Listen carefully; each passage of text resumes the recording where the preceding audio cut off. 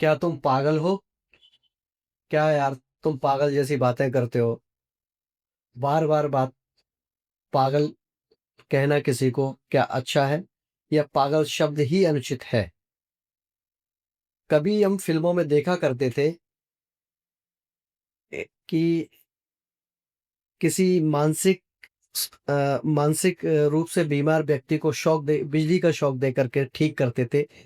क्या वो हकीकत है या झूठ था, वो पता नहीं, बात करेंगे। या कभी हम फिल्मों में देखते थे कि किसी को चोट लगी और उसकी मेमोरी चली गई, फिर चोट लगी, फिर मेमोरी आ गई। अब ये हकीकत है या क्या है, वो तो अभी हम आगे पूछेंगे। तो आज ऐसे ही कुछ सवालों के जवाब देने के लिए हमारे साथ मौजूद हैं डॉक्टर दिनेश राठौर साहब, जो मानसिक चिकित्सा संस्थान के निदेशक हैं। और मैं हूं फ़हीम खान, और आप देख रहे हैं हाफ बॉल पॉडकास्ट। बहुत बहुत शुक्रिया डॉक्टर साहब, आप हमारे शो में आए। तो सबसे पहला सवाल मेरा यही है, क्या तुम पागल हो? ये कितना उचित है? शुक्रिया फ़हीम भाई अपने इस स्टूडियो में आमंत्रित करने के लिए।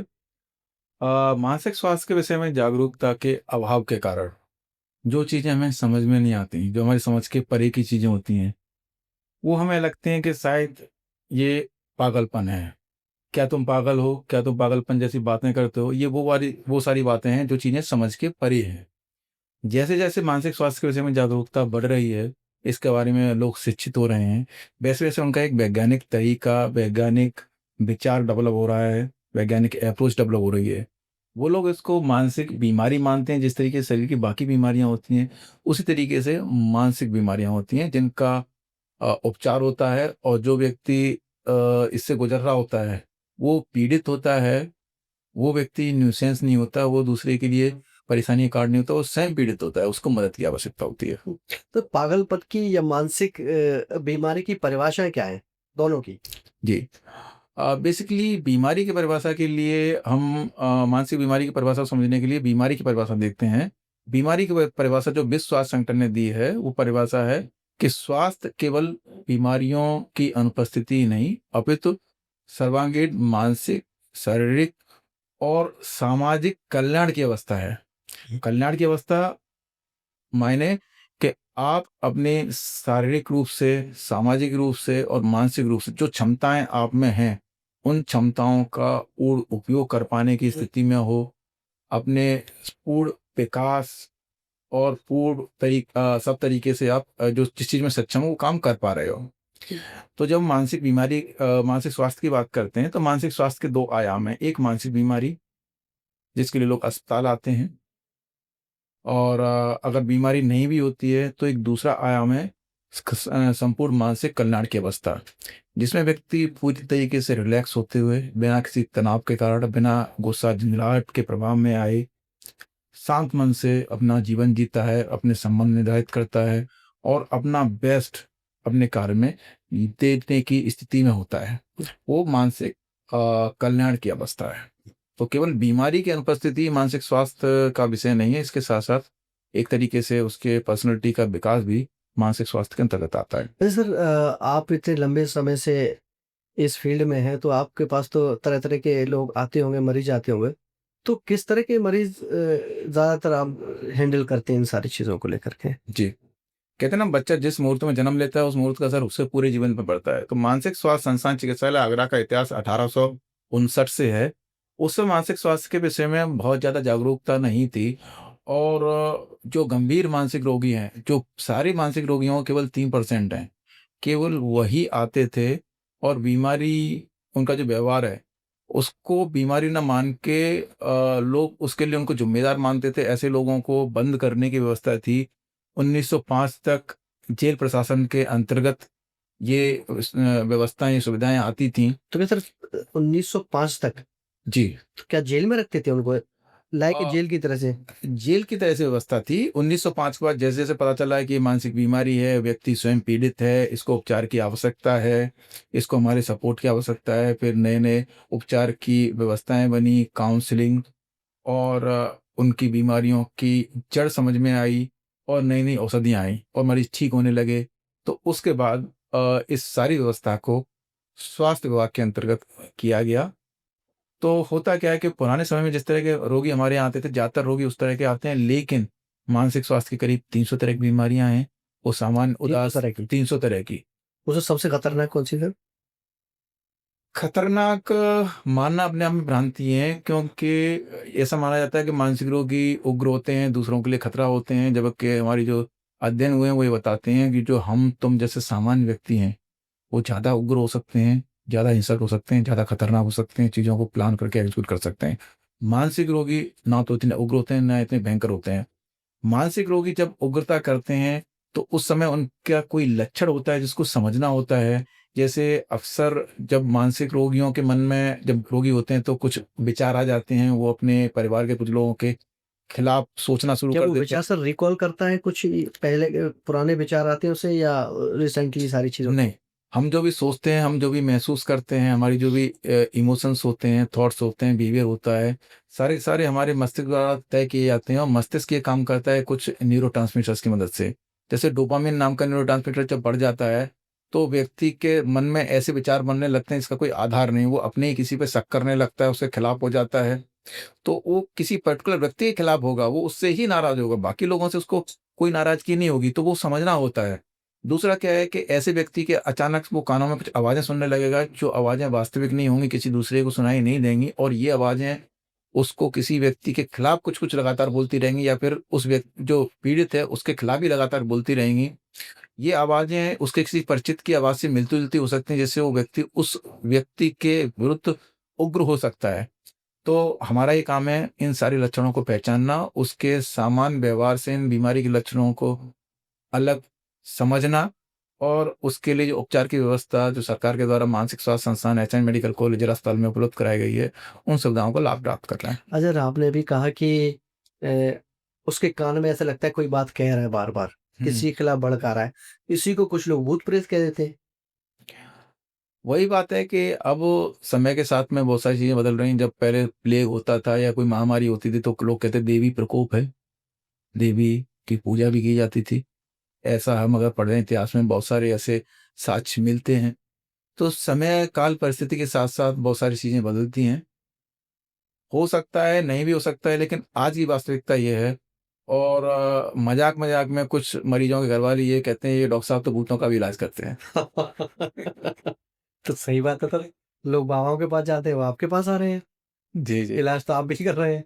अच्छा सर, कोई ऐसा केस या कुछ ऐसी केस स्टडी हो जो जिसने आपको झकझोर कर रख दिया हो कि ये क्या? जी। ऐसे केस अक्सर आते रहते हैं, और जब कोई व्यक्ति मानसिक रूप से बीमार होता है, तो शारीरिक रूप से बीमार व्यक्ति शरीर से नष्ट होता है, मरता है। एक व्यक्ति चेतना से मर जाता है। उसकी जागृति, उसका होश-हवास पूरा खो जाता है। उस व्यक्ति को होश ही नहीं होता कि मैं क्या कर रहा हूँ, इसका मेरे और मेरे परिवार पे क्या असर पड़ेगा। तो ऐसी एक स्टोरी मैं आपसे शेयर करना चाहूँगा। मध्य प्रदेश के सागर जिले की एक महिला, जिसको अपने पति और अपने परिजनों के विरुद्ध अचानक से नेगेटिव विचार आने लगे कि वो ये मारना चाहते हैं, मेरे खिलाफ हो गए। उसके कानों में आवाज़ें आने लगीं, वो आवाज़ें उसको निर्देशित कर दी थी कि अब आपको स्टेशन जाना है, अब आपको इस ट्रेन में बैठना है। और वो महिला उस स्टेशन पे बैठी, और आगरा आई। आगरा में पुलिस ने उसको विक्षिप्त और लावारिस अवस्था में देखा, और एक बच्चे के साथ में उसको मानसिक स्वास्थ्य संस्थान में भर्ती कराया।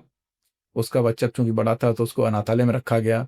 हमने उसका उपचार किया, उपचार करने के बाद उसको पूरा होश आया, उसने अपना पूरे परिवार के बारे में बताया। तो संबंधित थाना क्षेत्र को संपर्क किया गया, वहाँ से वेरिफ़िकेशन के साथ में उनके परिजनों को बुलाया गया। और जब उनके पति आए, उनके माँ-बाप आए, और अनाथालय से उस बच्चे को लेके आए, हम लोग लेके आए, तो पूरा परिवार मिला, और पूरा परिवार खुशी के मारे और पुरानी बातों को याद करते हुए घंटों तक रोने लगा। तो वो चीज़ दिल को अंदर तक छू जाती है। बहुत सारे ऐसे रोगी होते हैं जो घर से अचानक निकल जाते हैं, और उनके परिजन ज़िंदगी भर, किसी की बहन, किसी की माँ, किसी का बाप, किसी का भाई, ज़िंदगी भर ये उम्मीद में रहता है कि हमारा जो परिवार का सदस्य है, कभी कोई ऊपर वाले की कृपा हो जाएगी, लौट के आएगा। और वो इस विक्षिप्तता में भटकता रहता है। ऐसे लोगों को एक समुचित उपचार देने की आवश्यकता है। तो सर किस तरह से आप इलाज करते हैं? ट्रीटमेंट कैसे देते हैं इन लोगों को? जी। ये बीमारियाँ हैं जिस तरीके से क्या शरीर की बीमारियाँ क्या होती हैं, इस तरह क्या से दवाओं बीमारी। से ट्रीटमेंट चलता है या काउंसलिंग या कुछ और करते हैं? जी, जी। इलाज की दोनों चीज़ें बड़ी प्रभावी हैं। कुछ बीमारियाँ ऐसी होती हैं जिसमें केवल और केवल दवाइयाँ प्रभावी होती हैं, कुछ बीमारियाँ ऐसी होती हैं जिसमें काउंसलिंग का बहुत अच्छा रोल है और दवाइयों का बहुत सीमित रोल है। और बहुत सारी बीमारियाँ, ज़्यादातर बीमारियाँ ऐसी हैं जिसमें काउंसलिंग और दवा दोनों की आवश्यकता होती है, दोनों का मिला-जुला असर किसी एक उपचार की तुलना में बहुत ज़्यादा प्रभावी होता है। सर आजकल देख रहे हैं कि क्राइम लगातार बढ़ रहा है और क्राइम की स्थिति ये है कि आप देख ही रहे हैं लगातार केस में खासकर महिलाओं की बात करूँगा, वो अपने पति तक को मरवा डाल रही हैं। तो उस स्थिति वो स्थिति क्या होती है सर? कि जी, वो कोई भी एक्शन लेने को तैयार हो जाती हैं। जी, खासकर बहुत सारे केस देख रहे हैं हम, इंदौर वाला केस देख रहे हैं, मेरठ वाला देखा था हमने। उसने उसने तो अपने प्रेमी के साथ उसे सीमेंट में काट के डलवा दिया, ड्रम में। तो ये क्या स्थिति है सर? ये जी। इसको क्या कहते हैं? फ़हीम जी, मुझे लगता है सर इसी को पागलपन, मुझे लगता है ये पागलपन ज़्यादा है। आप इसे बीमारी नहीं कह मैं बात वही कहूँगा कि जो चीज़ समझ से बाहर है और उसको हम अपनी सुविधा के लिए, अरे ये तो पागलपन है, उससे किनारे कर जाते हैं। लेकिन इसको भी हमें समझने की आवश्यकता है और ये जो अवस्था है वो उसको मैं मानसिक और सामाजिक दोनों तरह की समस्याएँ मानूँगा। सामाजिक समस्या ये है कि आज हमारा समाज कहने को नारी सशक्तिकरण का युग चल रहा है, दोनों बराबर हैं, लेकिन क्या ऐसा है? परिवारों में ऐसा है, समाज में ऐसा है? ये हमें आत्ममंथन करने की आवश्यकता है। ये समस्या खड़ी होती है क्योंकि हम नारी को उसके अनुसार निर्णय लेने का अधिकार नहीं देते, उसके अनुसार उसका जीवन जीने का अधिकार नहीं देते। एक महिला के विवाह ऐसे व्यक्ति से हो जाए जो उसकी इच्छा के अनुरूप नहीं था, लेकिन परिवार के दबाव में उसने अपना मुँह बंद रखा। उसके बाद ऐसे व्यक्ति के साथ वैवाहिक जीवन जीना, वैवाहिक संबंध बनाना, इसको मैं व्यक्तिगत तौर पे रोज़ होने वाले बलात्कार के रूप में देखता हूँ और ऐसी महिला के मन, आत्मा मर जाएगी, संवेदनाएँ खत्म हो जाएँगी और वो व्यक्ति हताशा और निराशा की गहराई में चला जाएगा। हताश व्यक्ति को, निराश व्यक्ति को फ़र्क नहीं पड़ता दुनिया रहे या खत्म हो जाए। तो यहाँ दोनों चीज़ें हैं। सबसे पहले समाज को आत्ममंथन करने की आवश्यकता है और कहीं अगर ऐसी स्थिति है, अगर इस महिला को, ऐसी महिलाएँ अपने मन की बात किसी को बोल भी नहीं सकती, तो इनके लिए हमारी हेल्पलाइन है 14416, भारत सरकार 1416। 14416। हुँ। कोई व्यक्ति जिसको ऐसा लगता है कि उसकी कोई मन की बात कोई समझ नहीं पाएगा या फिर मन की बात बोलने से अगर बात बाहर निकलती है तो बात और गंभीर हो सकती है, तो उसके लिए सरकार के द्वारा एक टोल फ्री हेल्पलाइन चालू की गई है, जो मानसिक स्वास्थ्य संस्थान चिकित्सालय आगरा में भी इसका एक केंद्र है। प्रदेश में टोटल 4 केंद्र हैं। इस टोल फ्री नंबर 14416 पर फ़ोन करके आप जहाँ हैं, जिस समय हैं, चौबीसों घंटे और हफ्ते में 7 दिन अपने मन की बात कह सकते हैं। आपको फ्री ऑफ कॉस्ट काउंसलिंग मिलेगी, पूरी काउंसलिंग। मन की बात करने से मन हल्का होता है। तो हुँ। मन हल्का होगा, तनाव कम होगा और वो बेहतर निर्णय ले पाएँगे। इस तरह के गंभीर कृत्य की तरफ अग्रसर ना हों, ऐसा मुझे लगता है संभावना बढ़ जाएगी और इसका ये निदान भी है। क्या कोई केस ऐसे आए हैं सर? क्या कुछ लोग मन की बात कह रहे हैं आपसे आके? बहुत सारे लोग जो हमारे पास जो हमारा टोल फ्री नंबर टेलीमानस का है, उस पे जो ज़्यादातर सबसे ज़्यादा जो फ़ोन आते हैं, वो पारिवारिक झगड़े और कलह के ही आते हैं। कभी कौन पति की करता तरफ है? से, महिला या पुरुष? दोनों करते हैं, कभी पति की तरफ से, कभी पत्नी की तरफ ज़्यादा से। किसके होते हैं फिर? पत्नियों के ज़्यादा होते हैं, हुँ। क्योंकि कोई कॉमन सर, कुछ कॉमन इसमें? होता क्या है कि दोनों, कोई भी 2 लोग एक जैसे नहीं हो सकते, 2 परिवार एक जैसे नहीं हो सकते। अगर जैसे आपने जो केस बताया था वो कि एक एक्सट्रीम केस है। अगर सामान्य तौर पे भी देखें तो कोई 2 लोग एक जैसे नहीं हो सकते, 2 परिवार एक जैसे नहीं हो सकते और अलग होने का अर्थ गलत नहीं होता। ऐसे 2 लोगों के बीच में शादियाँ होती हैं तो दोनों एक-दूसरे को बदलने की कोशिश में लगे रहते हैं और हुँ। अपनी ओपिनियन सही मानते हैं। ऐसे में फ्रिक्शन होता है, फ्रिक्शन होगा, तनाव होता है तो फिर कुंठा होती है और जो डोमिनेट करता है वो दूसरे की बात बात को दबा देता है। और जब हम अंदर ही अंदर बात को रखे रहते हैं, अंदर ही अंदर घुटते रहते हैं, तो हम हताशा में, उदासी में चले जाते हैं। अच्छा सर, आप उदासी का शब्द इस्तेमाल कर रहे हैं। उदासी और डिप्रेशन, हुँ, लोग इसको मिक्स कर देते हैं, जी, लेकिन दोनों अलग-अलग चीज़ें हैं। तो आप इसे डिफाइन करें सर कैसे? जी। सामान्य किसी घटना की प्रतिक्रिया में अगर हमारा मन उदास होता है, ये सामान्य उदासी है। ये इसकी गंभीरता कम होगी, कुछ समय के लिए रहेगी और किसी घटना की प्रतिक्रिया में होगी। उदासी रोग है, वो काफ़ी गंभीर चीज़ है, उसमें उदासी की जो सीवियरिटी है, गंभीरता बहुत ज़्यादा होगी, बहुत लंबे समय तक होगी, इलाज के बिना ठीक नहीं होगी। ऐसे जो परिभाषा है उदासी रोग की उसमें है 14 दिनों तक, एटलीस्ट 14 दिनों तक व्यक्ति लगातार उदास रहे, हताश रहे, आत्महत्या करने के विचार आएँ, याददाश्त कम हो जाए, काम करने में मन नहीं लगे, भूख नींद कम हो जाए, तो ऐसे रोगी को हम उस समय पे कह सकते हैं कि हाँ, ये व्यक्ति उदासी रोग से पीड़ित है, इसका उपचार की आवश्यकता है। जो डिप्रेशन में कहें, डिप्रेशन का हाँ, शिकार। डिप्रेशन रोग कहेंगे उसको। हुँ। तो सर जब आप बताएँ कि मन की बात जो लोग करते हैं आपसे, उसमें आप डाटा भी कलेक्ट करते हो कि किस तरह का डाटा आ रहा है। जी, उसमें सबसे ज़्यादा कॉमन चीज़ें क्या मतलब क्या आती हैं? मतलब कि ये सेम लगातार ये समस्या जी, समाज में आ रही हैं? जी। सबसे ज़्यादा जो मैंने अब चर्चा की कि आपस के कलह और झगड़े के बाद जो तनाव में आते हैं, वो कौन करते हैं? आपको इस बीच में वजह झगड़ा भी मान सकते हैं, तनाव भी मान सकते हैं, तनाव भी साथ में ही रहता है। इसके साथ-साथ नींद की समस्या के लिए बहुत सारे लोग फ़ोन करते हैं।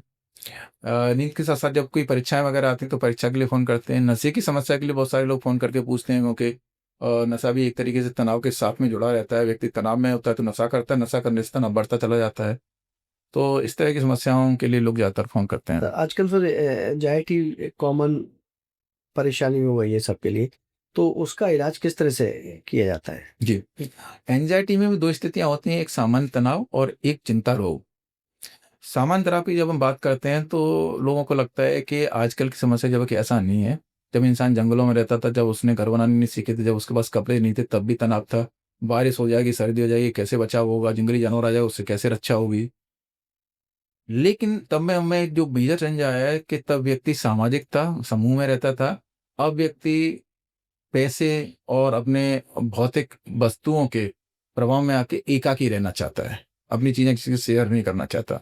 सामाजिकता कम होती चली जाती है। ऐसे में अचानक से जब तनाव आता है तो आपके पास वो कंधा नहीं होता है जिस पे बात सर करने रख के आप अपने मन की बातें कह सकें। अपने 4 मित्र नहीं होते। हुँ, हुँ। तो उसके कारण आप तनाव की स्थिति में वो तनाव आपको नहीं तोड़ता है।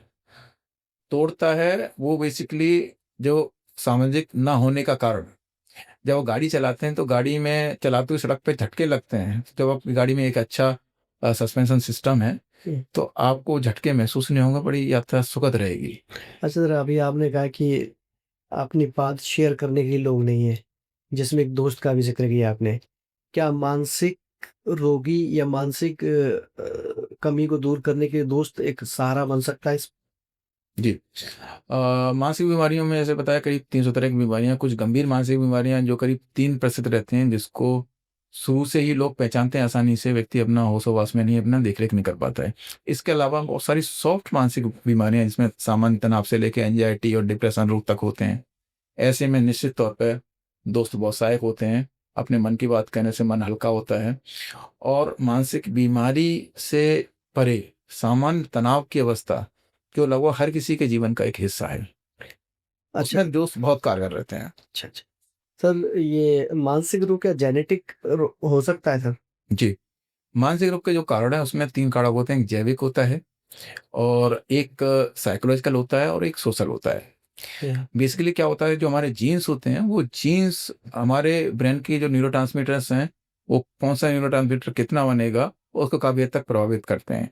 इसको स्विच ऑन और स्विच कर ऑफ करने के लिए जो हमारी परिस्थितियाँ होती हैं वो काफ़ी हद तक ज़िम्मेदार होती हैं जो हमें तनाव दे सकती हैं।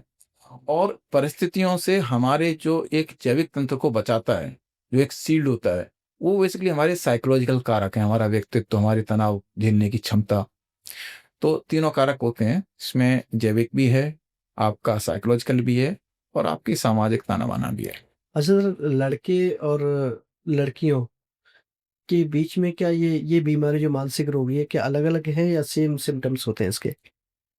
लड़के और लड़कियों के बीच में ज़्यादातर मानसिक बीमारियों की जो होने की संभावना है वो लगभग बराबर होती है। कुछ-कुछ बीमारियाँ ऐसा देखा है कि लड़कियों में अलग ऐज पे, अलग समय पे, अलग गंभीरता की होती हैं, कुछ-कुछ लड़कों में ज़्यादा होती हैं। जैसे डिप्रेशन है, डिप्रेशन रोग लड़कियों में ज़्यादा होता है। 4 में से 1 लड़की को जीवन में कभी न कभी डिप्रेशन रोग होता है, जबकि 5 में से 1 लड़के को जीवन में कभी न कभी होता है। गंभीर मानसिक रोग की तरफ जाएँ जैसे सिज़ोफ्रेनिया है, तो सिज़ोफ्रेनिया लड़कों में जल्दी होता है, करीब 20 से 25 साल जी की सर, उम्र में ये शुरू क्या होता होता है है। सर? तो इसे थोड़ा डिफाइन करें, सिजियोफ्रेनिया। सिज़ोफ्रेनिया वो गंभीर मानसिक रोग है जिसकी पहचान शुरुआत से होती है, जिसमें व्यक्ति अपने होश-ओ-हवास में नहीं रहता, व्यक्ति के कानों में आवाज़ें आती हैं, व्यक्ति को कुछ ऐसे भ्रम हो जाते हैं जिनका कोई आधार नहीं होता, और लाख समझाने के बाद और सबूत देने के बावजूद भी उसके मन में कोई बदलाव नहीं होता। सर अभी मैं एक न्यूज़ पोर्टल का एक स्टडी देख रहा था। जीबीडी जो है आपका, global burden of disease injury and risk factor study 2021 का है। इसमें बताया कि 7,46,00,000 लोग, 7.46 लाख हर साल आत्महत्या कर रहे हैं। जी, तो इसमें कारण क्या है? आत्महत्या लगातार बढ़ती चली आ रही है। जी। और मैं अगर इसका लोकल का अगर एग्जाम्पल दूं तो एटा, मैनपुरी, कासगंज, फिरोजाबाद मैं देखता हूँ, वहां ऐसे केस देखने को आ रहे हैं सर कि पति मायके से नहीं आई, आत्महत्या। पति चली ही नाराज़ होके आत्महत्या। बहुत सारी केस स्टडी ऐसी है। तो ये कदम क्यों उठा रहे हैं ऐसे? जी। बिल्कुल सही आपने कहा। ये जो आपके करीब 8 लाख के आसपास लोग प्रतिवर्ष आत्महत्या करते हैं दुनिया में। और ये आत्महत्या का जब कारण के समझने के लिए निमेन्स बैंगलोर में जब स्टडी हुई, तो उसमें इसको हम साइकोलॉजिकल ऑटोप्सी कहते हैं। जैसे फिजिकल ऑटोप्सी होती है पोस्टमार्टम, साइकोलॉजिकल ऑटोप्सी होती है किसी की मृत्यु के बाद उनके परिजनों और बाकी परिस्थितियों का अध्ययन करने के बाद देखना कि कहीं उसमें कोई मानसिक रोग के लक्षण नहीं थे। तो ऐसे में देखा करीब करीब 90% लोग किसी न किसी मानसिक स्वास्थ्य की समस्याओं का सामना कर रहे थे, और उस 90% के करीब 80% लोग उदासी रोग से सामना कर रहे थे। उदासी रोग को पहचानना इतना आसान नहीं है। हमारे समाज में हमारे भावनात्मक समस्याओं को बीमारी के रूप में स्वीकार करने और उस पर जागरूक होने की स्थिति अभी तक नहीं आई है। तो व्यक्ति को तो सामान्य ही मानते हैं, उसके साथ-साथ जुड़ी हुई घटनाओं को दोषी ठहरा देते हैं कई बार। जो व्यक्ति उदास होता है वो चिड़चिड़ा हो जाता है, हुँ। उसके संबंध भी अक्सर लोगों से खराब हो जाते हैं। तो कहीं न कहीं संबंधों से इसका असर भी पड़ता है, वो उसका कारण भी हो सकते हैं और उसका परिणाम भी हो सकते हैं। जब बाकी कारकों का अध्ययन किया गया, तो ये देखा गया जैसे किसान करीब 7% जो टोटल आत्महत्या होती है उसमें 7% किसान होता है। हुँ। इसमें विद्यार्थियों की परसेंटेज किसानों से ज़्यादा करीब 9% के आसपास है, और सबसे ज़्यादा गृह कलह की वजह से करीब 30 से 40% लोग गृह कलह की वजह से आत्महत्या करते हैं। तो ये गृह कलह, ये शिक्षा से संबंधित तनाव, ये किसानों का फसल से संबंधित तनाव, ये तनाव कारण भी हो सकता है उदासी रोग का। और जो व्यक्ति उदासी रोग में है वो अपनी पूरी क्षमता से काम नहीं कर पाएगा, तो उसका काम वैसे ही खराब होगा, संबंध खराब होगा, सामाजिक स्थिति वो खराब होगी। डिप्रेशन में चला जाएगा सर। तो उस वजह से इस तरह की चीज़ें हो सर सकती गुस्सा भी सर इस रोग की श्रेणी में आता है क्या था? हैं। बेसिकली गुस्सा, लगातार ज़्यादा चिड़चिड़ापन या जी, गुस्सा लगातार? गुस्सा अपने आप में रोग नहीं है, लेकिन कोई खुश व्यक्ति गुस्सा नहीं रह सकता। आप कोशिश कर लीजिए, खुश और गुस्सा साथ में होने के नहीं हो सकते। जो व्यक्ति गुस्सा हो रहा है निश्चित तौर पे वो उदास है, तनाव में है। तो ऐसे व्यक्ति को किसी मनोचिकित्सक से परामर्श करने की आवश्यकता है कि कहीं कोई मानसिक बीमारी का समस्या तो नहीं हो, और उसका निदान क्या हो सकता है। हुँ। सर ये बताइए कि जैसे कि आपके पास बहुत पेशेंट्स आते हैं, एक फैमिली में या कहीं भी देख सकते हैं, किसी की माँ, किसी का बेटा या किसी का पिता या किसी का भाई, जब ऐसे रोग से ग्रसित होता है तो उसके फैमिली पर क्या गुज़र रहती है सर? वो उसके रिएक्शन क्या होते हैं सर? जी, वो तो शेयर आपसे करता होगा कि क्या-क्या दिक्कतें आ रही हैं, आप भी पूछते होंगे जी, काउंसलिंग। तो उस टाइम उस परिवार की स्थिति क्या होती होगी जब बहुत ज़्यादा बीमार है वो बच्चा? जी। मानसिक बीमारी स्थिति में परिवार क्योंकि पूरा सर बिखर इलाज जाता है। वैसे तो करा लेगा, मान लीजिए किसी को फ़ीवर है, कैंसर है, जो भी है, उसका इलाज तो ठीक है दिख रहा है, चल रहा है, लेकिन उसका भरोसा नहीं कि ये कब ठीक हो पाएगा, नहीं हो पाएगा। जी। ठीक, तो देखिए, 2 विडंबना है मानसिक स्वास्थ्य के बारे में। 2 तरह की बीमारियाँ होती हैं, जिसमें एक में तो व्यक्ति को एहसास होता है मानसिक बीमार हूँ, मुझे इलाज की आवश्यकता है, जैसे डिप्रेशन, एंग्जायटी, तनाव हुआ। कुछ तरह की ऐसी बीमारियाँ होती हैं जिसमें व्यक्ति को एहसास नहीं होता मैं बीमार हूँ, मुझे इलाज की आवश्यकता है, और उस व्यक्ति के संबंध खराब होते हैं, उस व्यक्ति का व्यवहार खराब होता है, पूरा परिवार उससे पीड़ित होता है, पूरा परिवार डिस्टर्ब हो जाता है, और व्यक्ति सामान्य तौर पे ये बीमारियाँ करीब 25-26 के बाद होती हैं। तो व्यक्ति जैसे घर का मुखिया होता है या फिर परिवार की चलाने की ज़िम्मेदारी उसके ऊपर होती है, तो आय का साधन खत्म होने के कारण पूरा फाइनेंशियली वो परिवार बहुत डिस्टर्ब हो जाता है। तो मानसिक स्वास्थ्य के कारण केवल एक व्यक्ति प्रभावित नहीं होता, जैसा कि शारीरिक समस्या में होता है, इसमें पूरा परिवार प्रभावित होता है और अभी तो इसका असर उनके पास-पड़ोस और पूरे समाज पे भी होता है।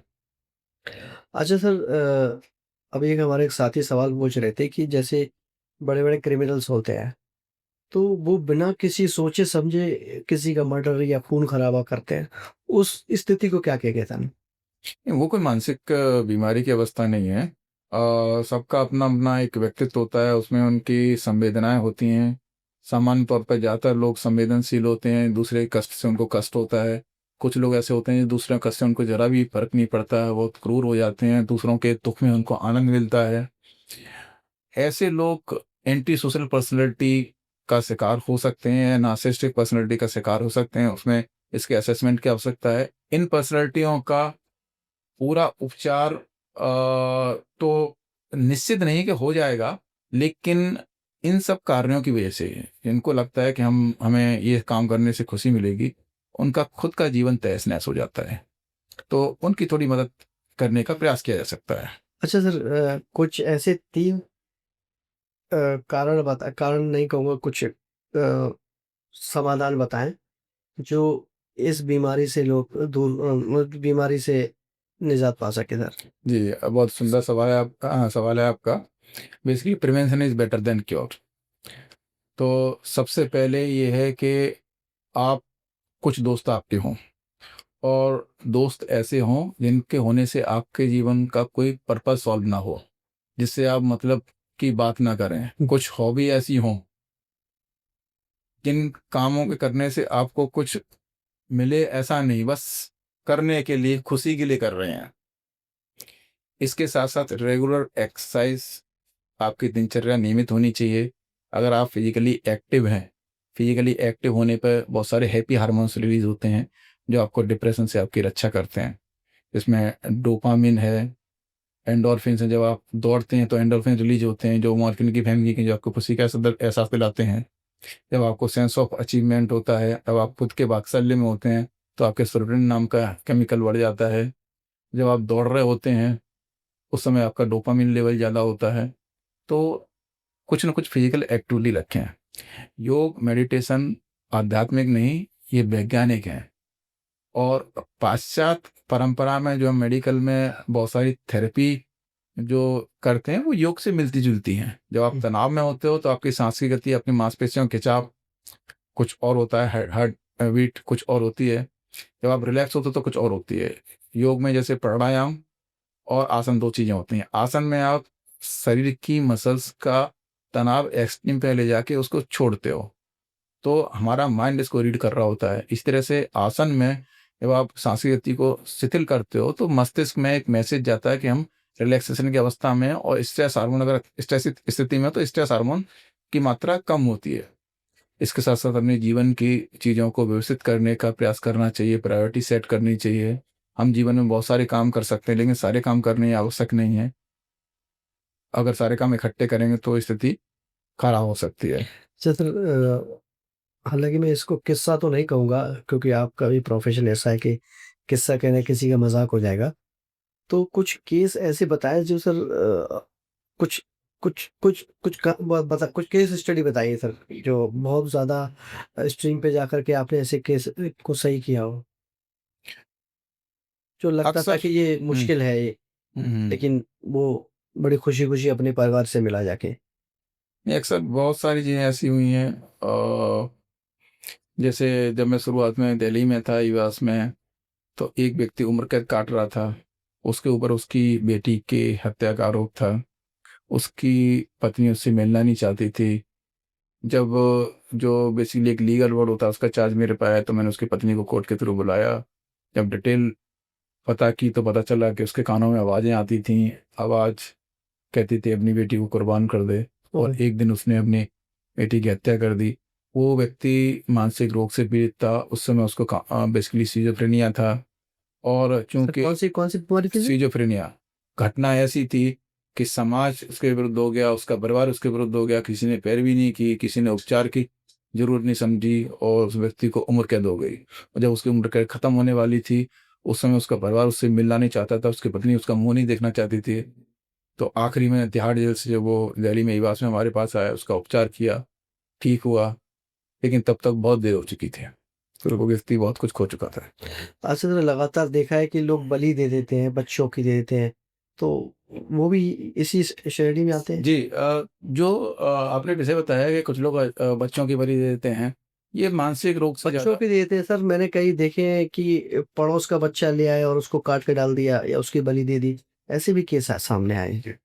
ये समस्याएं मानसिक रोग से ज़्यादा एक अंधविश्वास या अपनी महत्वाकांक्षाएं या समझदारी या जानकारी का अभाव या क्रिमिनल एक्ट मानसिकता के कारण हो सकती हैं। सामान्य तौर पे अगर हमें कोई लाभ भी हो रहा है, तब भी हम किसी को नुकसान पहुंचाने से बचते हैं।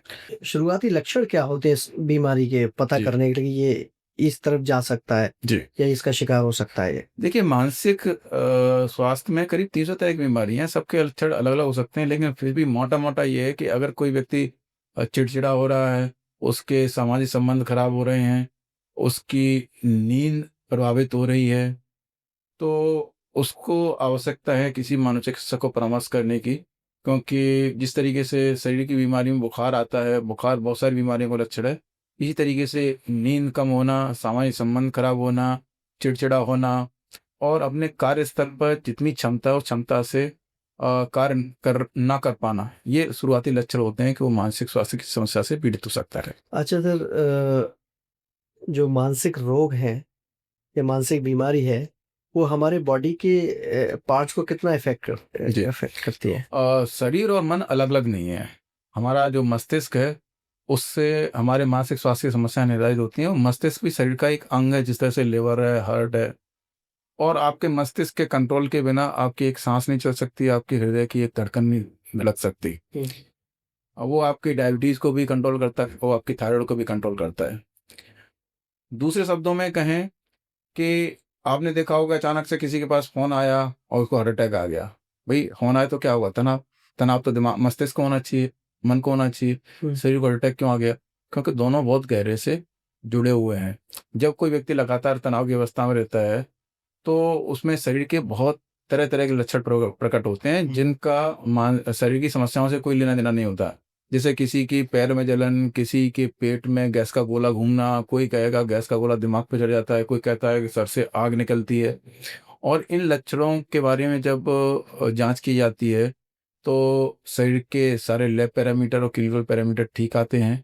अगर ऐसा है, तो उसको किसी मनोचिकित्सक से परामर्श करने की आवश्यकता है। जैसे उदासी रोग में भी, डिप्रेशन में क्या होता है, व्यक्ति हताश रहता है, तो अपने शरीर में उसको लगता है कि एनर्जी खत्म हो गई है।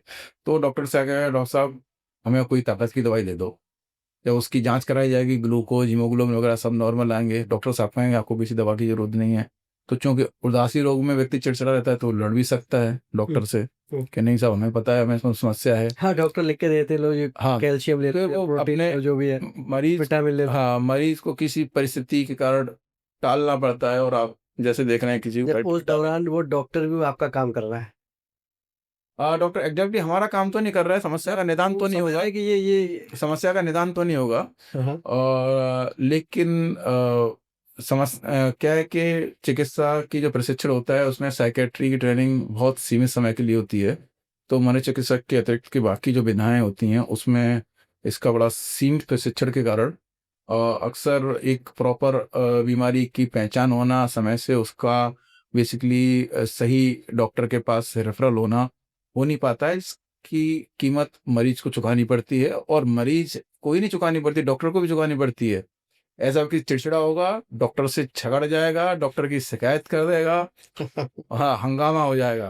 हुँ, तो जिस तरीके से बताया कि ताकत की दवा दे दो, उसी तरीके से कई बार क्या होता है कि जिस व्यक्ति कमज़ोरी महसूस करता है, जैसे उदासी में चला जाता है तो उसको कहता है कि बीपी मेरा कम हो गया, गुस्सा आता है तो कहता है बीपी मेरा बढ़ बढ़ गया। गया है। हुँ, हाँ, तनाव की वजह से बीपी में थोड़ा बहुत फ्लक्चुएशन हो सकता है, लेकिन बाकी जो उदासी रोग के लक्षण हैं, अगर ऐसे लक्षण आ रहे हैं, बीपी का फ्लक्चुएशन बहुत ज़्यादा नहीं है, तो बजाय उसको बस समझा देने के कि भैया तुम चले जाओ, वहाँ ठीक हो जाओगे, वहाँ ठीक हो जाओगे, उसकी बीमारी की जाँच काउंसलिंग करना की ज़रूरत है उसे। और नियमित काउंसलिंग और उपचार की आवश्यकता होती है। अच्छा सर, आपके अनुसार स्वास्थ्य मानसिक स्वास्थ्य को लेकर के आगे आने वाले 5 सालों में क्या बदलाव देखेंगे? या अभी से आपको कुछ चेंजेस दिख रहे हैं उससे लेकर? जी। पिछली वर्ष नीति आयोग और केंद्रीय स्वास्थ्य मंत्रालय के साथ में एक कार्यशाला दिल्ली में थी, जिसमें इसकी थीम थी लर्निंग फ्रॉम स्टेट्स। मतलब जो राज्यों में फील्ड में जो मनोचिकित्सक कार्य कर रहे हैं विभिन्न राज्यों के, उनसे समझना कि किस तरह की समस्या है और क्या आवश्यकता है। तो उसमें जो बेसिकली योजना आयोग की मतलब नीति आयोग की तरफ से वी.के. पॉल सर देखते हैं कार्य, तो उसमें कंक्लूजन यही था कि मानसिक स्वास्थ्य के विषय में जो ट्रीटमेंट गैप है वो 90% है। यानी अगर 100 लोग बीमार होते हैं, उसमें से केवल 10 लोगों को उपचार मिलता है। तो हमारी सरकार का, केंद्र सरकार का ये उद्देश्य है कि आने वाले 5-7 साल में ये ट्रीटमेंट गैप पूरा कवर करना। यानी अगर 100 बीमार हैं तो 100 बीमारों को आइडेंटिफाई करना और उनको उपचार उपलब्ध कराना। इस तरीके से देखा जाए तो मानसिक स्वास्थ्य के प्रशिक्षित लोगों की संख्या बहुत कम है। तो संख्या को बढ़ाने के लिए नीति आयोग के साथ साथ नेशनल मेडिकल कमीशन भी कार्य कर रहा है और ज़्यादा से ज़्यादा मेडिकल कॉलेजों में साइकेट्री के विभाग विकसित हों, इसके लिए कार्य कर रहा है। केंद्र सरकार के द्वारा सेंटर ऑफ एक्सीलेंस स्कीम चालू की गई है। तो जहाँ जहाँ मेंटल हॉस्पिटल्स हैं या मेडिकल कॉलेज, मेंटल हॉस्पिटल में पीजी चालू करना, एमडी साइकेट्री, मेडिकल कॉलेज जहाँ एमडी साइकेट्री नहीं, वहाँ एमडी साइकेट्री शुरू करना, जिससे मानसिक स्वास्थ्य के विषय में प्रशिक्षित लोग उपलब्ध हो पाएँ। जब सरकार जागरूकता फैलाए चारों तरफ, जब लोगों को पता चले कि मुझे चिकित्सक की आवश्यकता है, मनोचिकित्सक की आवश्यकता है, तब मनोचिकित्सक भी उपलब्ध रहें। तो ये 2 बड़े बदलाव आने वाले हैं। डॉक्टर साहब, मैंने अपनी ओपनिंग रिमार्क में एक लाइन कही थी कि फ़िल्मी शूटिंग जो फ़िल्मी मूवीज़ वो तुम मूवीज़ में देखते थे कि चोट लगी, याददाश्त चली गई और फिर लगी फिर वापस। ये कहाँ तक सही है, या ऐसा होता था या सिर्फ़ ये मिथ था? देखिए, फ़िल्म बनती है मनोरंजन के लिए, उसमें जैसे अपने जीवन इतना रुचिकर नहीं होता जितना 3 घंटे की फ़िल्म होती है। सामान्य तौर पे ऐसा तो हो सकता है कि चोट लगी और याददाश्त चली जाए, लेकिन दोबारा चोट लग के याददाश्त आ जाए, ऐसा होता नहीं है। सिर्फ़ फ़िल्मी बात है। ये फिर भी बात है। ठीक है सर, इसी में एक सवाल और, आगरा का पागल खाना इतना मशहूर क्यों था सर? अब मुझे पागल खाना शब्द का इस्तेमाल कर रहा हूँ क्योंकि ये चलता है और लोग कहते हैं, इसलिए मुझे इस्तेमाल करना पड़ नहीं, रहा है। ये लोगों के हित में हमें बदलना है। जब तक लोग इस विचार के प्रति जागरूक नहीं होंगे कि ये मानसिक रोग है और व्यक्ति पीड़ित है, तब तक इसकी कीमत समाज को ही चुकानी पड़ेगी। सबसे ज़्यादा कठिनाई उन्हीं लोगों को होती है जो इस बीमारी को हे दृष्टि से देखते हैं और कोई भी इम्यून नहीं है, किसी को बीमारी हो सकती है। जब ऐसे व्यक्ति को बीमारी होती है, ऐसे परिवार में बीमारी होती है, उसकी सबसे ज़्यादा हिचक रहती है मानसिक स्वास्थ्य की सुविधाओं का उपयोग करने में। और जितना समय जाता है, उतना उस परिवार के लिए, उस व्यक्ति के लिए बड़े गलत परिणाम निकलते हैं। तो समाज हित में ये है कि हम सबसे पहले तो ये जो शब्द है पागल, उसको हम निकालें। ऐसा कुछ भी नहीं है, वो रोग है, मानसिक रोगी है। आगरा आगरा इसमें सबसे आगे क्यों आता है सर? आगरा को क्यों जी। कहते हैं? हाँ, पहले आपको सवाल था कि आगरा का जो इंस्टीट्यूट ऑफ मेंटल हेल्थ हाँ। बरेली ट्रांसफर हुआ है, तो ऐसा नहीं हुआ है। जब 94 में माननीय सर्वोच्च न्यायालय ने एक ऑर्डर किया, ऑर्डर के द्वारा इसको ऑटोनोमस इंस्टीट्यूट बनाया, जिससे सब व्यवस्था यहाँ ठीक चले। और आज बड़े गर्व के साथ आगरा का नागरिक होने के नाते मैं आगरा के लोगों को कह सकता हूँ कि मानसिक स्वास्थ्य संस्थान आगरा प्रदेश के बाकी मानसिक आरोग्यशालाओं से बेहतर स्थिति में है। माननीय सर्वोच्च न्यायालय ने यहाँ प्रशिक्षण कार्यक्रम चालू करने के लिए उद्देश्य निर्धारित किया, तो यहाँ एमडी, एमफिल, पीएचडी ऐसे कोर्सेज चल रहे हैं जो बाकी मानसिक आरोग्यशाला में नहीं हैं। माननीय सर्वोच्च न्यायालय ने यहाँ पर बेसिकली कम्युनिटी में जाके सर्विसेज देने के उद्देश्य निर्धारित किए गए थे। तो हम जगह जगह नारी निकेतन हुआ और बाकी जुवेनाइल होम हुआ और बाकी जगह जाके हम अपनी सेवाएं देते हैं। इसके साथ साथ जो रिसर्च का कार्य होता है वो बाकी किसी मानसिक आरोग्यशाला में नहीं है जो यहाँ पर है। तो निश्चित तौर पे ये जो ऑटोनोमस बना, तो ऑटोनोमस की व्यवस्था होती है, उसका एक कैडर होता है। तो मानसिक स्वास्थ्य संस्थान चिकित्सालय अगर आपको स्टेट लेवल का एक कैडर बनाया गया। तो ऐसे में जो लोग पूर्व से यहाँ पर कार्य कर रहे थे, उनको यहाँ से ट्रांसफ़र किया गया, यहाँ के कैडर की सृजन किया गया। जब उन ट्रांसफ़र किया गया, ज़्यादातर लोग जैसे बरेली ट्रांसफ़र हुए तो मरीज़ आता है, पूछता है कि भई डॉक्टर साहब कहाँ गए? बरनी चले गए। तो स्टाफ नर्स पूछता है वो नर्स कहाँ है, उससे हमारी बातचीत थी, वो बरेली चली गई। अच्छा, तो वो जो डॉक्टर साहब के अर्दली, तो उनसे बात कर लेते हैं, अपना काम करवा वही लेते हैं, बरेली चले गए। वो भी बरेली चले गए। तो मरीज़ इस रूप में कहता है कि पूरा हॉस्पिटल ही बरेली ट्रांसफ़र हो गया। जब अब इससे पता चलता है कि माउथ टू माउथ जो पेशेंट पब्लिसिटी उसका कितना असर पड़ता है, और ये संदेश केवल आगरा में नहीं, पूरे देश में फैल गया कि आगरा का मानसिक रोगशाला बरेली ट्रांसफ़र हो गया। दूसरा प्रश्न सर आपका जो था कि आगरे का जो संस्थान है वो इतना फ़ेमस क्यों है? क्योंकि इसका इतिहास बहुत रिच है। 1857 की क्रांति में उस समय ये ईस्ट इंडिया कंपनी का यहाँ राज था। उस समय व्यवस्था थी, lieutenant governor state head of state हुआ करता था। Lieutenant governor JR. कैगविन का मानसिक संतुलन क्रांति के दबाव के कारण बिगड़ गया। क्रांति के पश्चात क्वीन विक्टोरिया ने जब भारत की सत्ता अपने हाथ में ली तो क्रांति की समीक्षा की। उसमें ये भी तथ्य आया कि एक राज्य का मुखिया प्रमुख उसका मानसिक संतुलन बिगड़ गया, तो फिर मानसिक स्वास्थ्य संस्थान की आवश्यकता महसूस की गई। क्वीन की परमिशन के बाद यहाँ पर 1859 में मानसिक स्वास्थ्य संस्थान शुरू हुआ। तो आगरा में ही क्यों शुरू किया सर? उस समय आगरा उत्तर प्रदेश की राजधानी थी। उस अच्छा। समय यूनाइटेड प्रोविंस कहते थे, और यूपी देश का सबसे बड़ा राज्य था, सबसे प्रभावी राज्य था। तो इसलिए यहाँ पर ये व्यवस्था शुरू की गई थी। एक राजधानी के नाते यहाँ पर ये संस्थान आया था उस समय पे। तो उसके बाद क्या है कि शुरुआत में किसी दूसरे मेडिकल कॉलेज में व्यवस्था नहीं थी मानसिक स्वास्थ्य के प्रशिक्षण की, तो इवन केजीएमसी में भी यहाँ से जो फैकल्टी थे वो लेक्चर लेने जाती थी मानसिक स्वास्थ्य के विषय में। और बाकी सारे मेडिकल कॉलेज से जो स्टूडेंट थे यहाँ पे ट्रेनिंग के लिए आते थे, जो हमारे केंद्रीय स्वास्थ्य मंत्री रह चुके हैं हर्षवर्धन जी, वो भी जब एमबीबीएस कर रहे थे यहाँ ट्रेनिंग के लिए आए थे। अच्छा। ये चीज़ जब यहाँ पे आए तो उन्होंने इसका उल्लेख किया था। फिर उसके बाद मेडिकल काउंसिल ऑफ इंडिया में एमडी कोर्स जब शुरू हुआ तो कोर्स का खाका क्या होगा, क्या सिलेबस होगा, कैसे पढ़ाई की जाएगी, उसकी अध्यक्षता के लिए जो कमेटी बनी, उसके लिए जो कमेटी बनी उसकी अध्यक्षता यहाँ के तत्कालीन चिकित्सा अधीक्षक ने की। और यहाँ पर एमसीआई का जो सिलेबस है वो तय हुआ। एमडी यहाँ 1955 में शुरू हो गई थी, जो 1986 में किन्हीं कारणों के कारण बंद हो गई थी। फिर वापस हम लोगों ने ये 2009 में दोबारा चालू कराई है। तो एक दुनिया का जो सबसे बड़ा प्रोजेक्ट था विश्व स्वास्थ्य संगठन का सिजोफ्रेनिया के विषय में, उसका केंद्र एसी कुल 9 केंद्र थे, 9 केंद्रों में एक केंद्र इंडिया में वो आगरा में था।